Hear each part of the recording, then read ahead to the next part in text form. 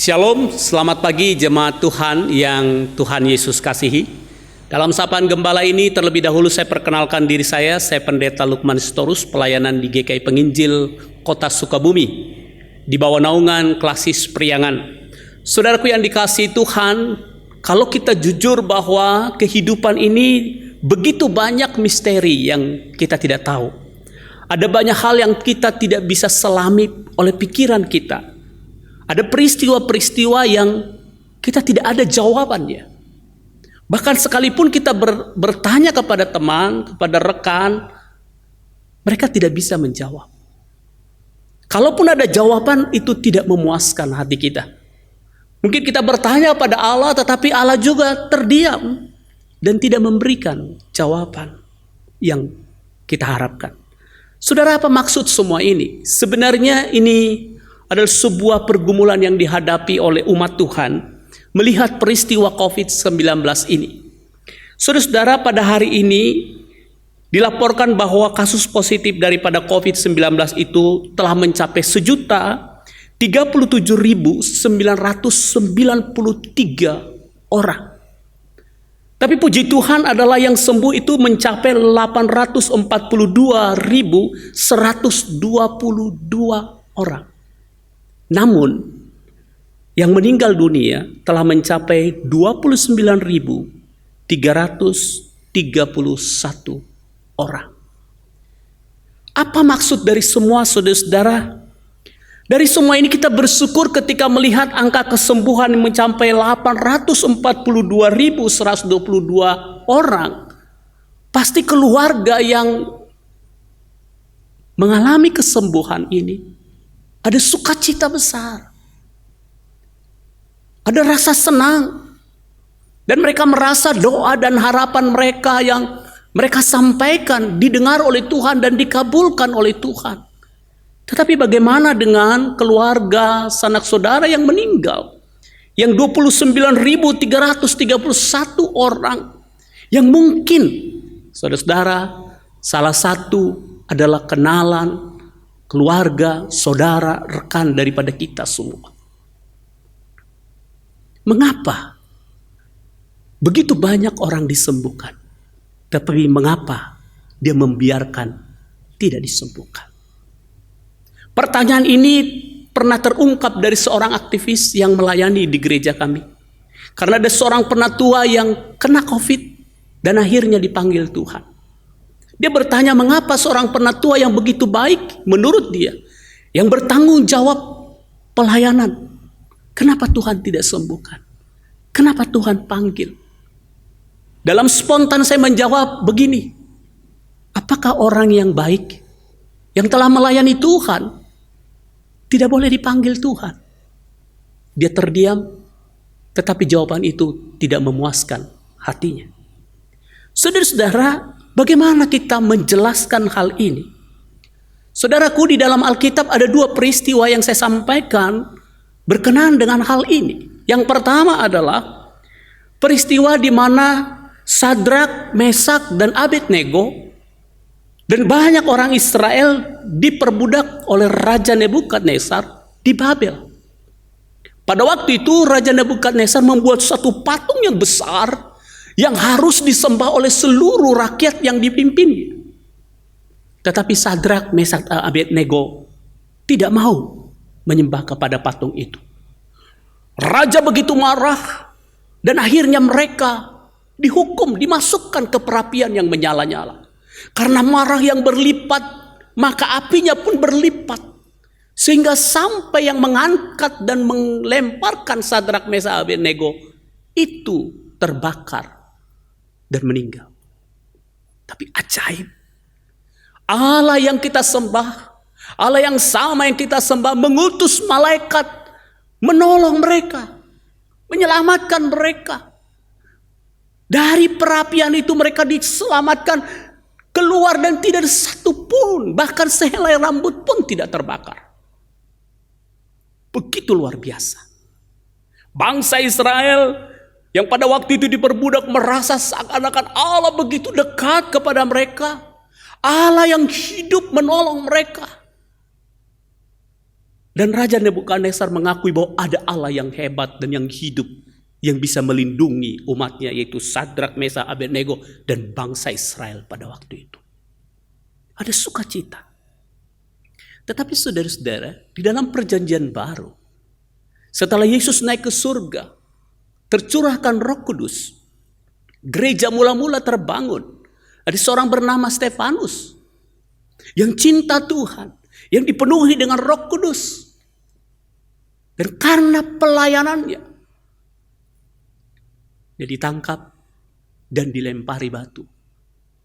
Dan Saulus ada di sana ikut serta dan menyetujui pelemparan itu. Stefanus dengan sangat sakit dilempari batu dan sampai meninggal. Tuhan yang sama, mengapa tidak menolong Stefanus? Tuhan yang membebaskan Sadrak, Mesakh, dan Abednego, mengapa juga tidak menolong Stefanus? Saudara, hal yang sama ini mungkin menjadi sebuah pertanyaan pada kita semua. Namun jawabannya adalah demikian, saudara. Allah kita adalah Allah yang berdaulat atas segala keputusannya. Dia tahu yang terbaik untuk setiap orang. Yang satu dibebaskan, yang satu dibiarkan. Yang satu disembuhkan, yang satu diizinkan kembali ke pangkuannya di surga. Dia berdaulat. Oleh karena itulah dalam Roma pasal 11 ayat 33 berbunyi demikian. Oh, alangkah dalamnya kekayaan hikmat dan pengetahuan Allah. Sungguh tak terselidiki keputusan-keputusannya, dan sungguh tak terselami jalan-jalannya. Sulit kita mengerti apa yang terjadi. Tapi itulah kedaulatan Allah, saudara-saudara. Yang kedua, Allah melihat semuanya baik dalam pandangannya. Mungkin keluarga yang berduka akan berkata, mana sisi baiknya? Saudara-saudara, dari kacamata manusia mungkin tidak baik. Tapi dari kacamata Tuhan itu semua baik. Baik karena seperti apa? Sebab beliau-beliau yang kita kenal, kita kasih itu, mereka telah percaya Yesus. Mereka bersama Bapa di surga seperti Stefanus. Mereka telah bebas dari segala derita, tanggung jawab di dunia ini. Dan mereka beristirahat di dalam keabadian yang kekal. Oleh karena itu saudara-saudara, memang tidak mudah memahami cara pandang Allah. Tetapi itu pasti yang terbaik.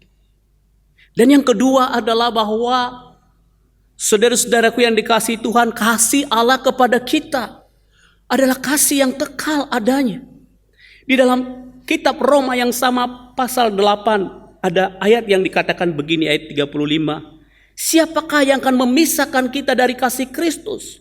Penindasan atau kesesakan atau penganiayaan atau kelaparan atau ketelanjangan atau bahaya atau pedang? Tidak ada. Bahkan di dalam ayat 39, atau kuasa-kuasa baik yang di atas maupun yang di bawah ataupun sesuatu makhluk lain tidak akan dapat memisahkan kita dari kasih Allah yang ada dalam Kristus Yesus Tuhan kita. Tidak ada yang bisa memisahkan kita dari kasih Allah.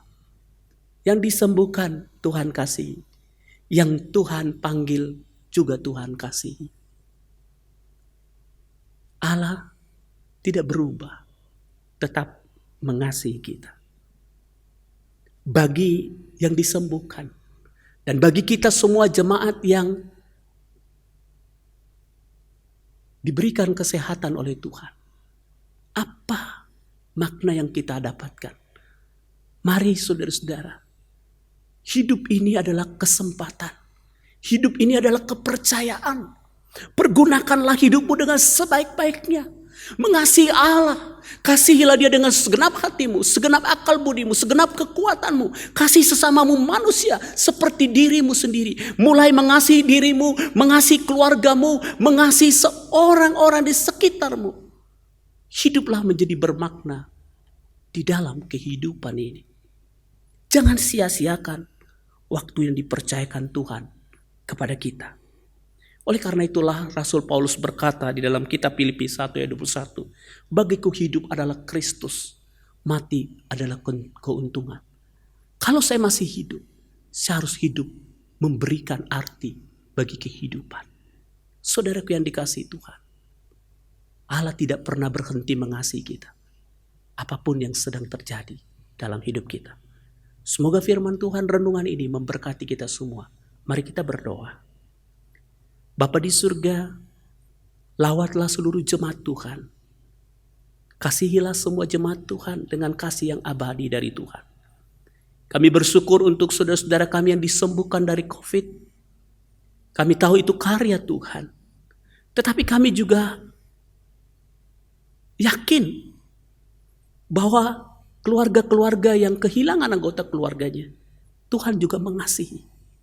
Karena itu kuatkan, hiburkan, dan sertai mereka untuk tetap teguh di dalam Tuhan.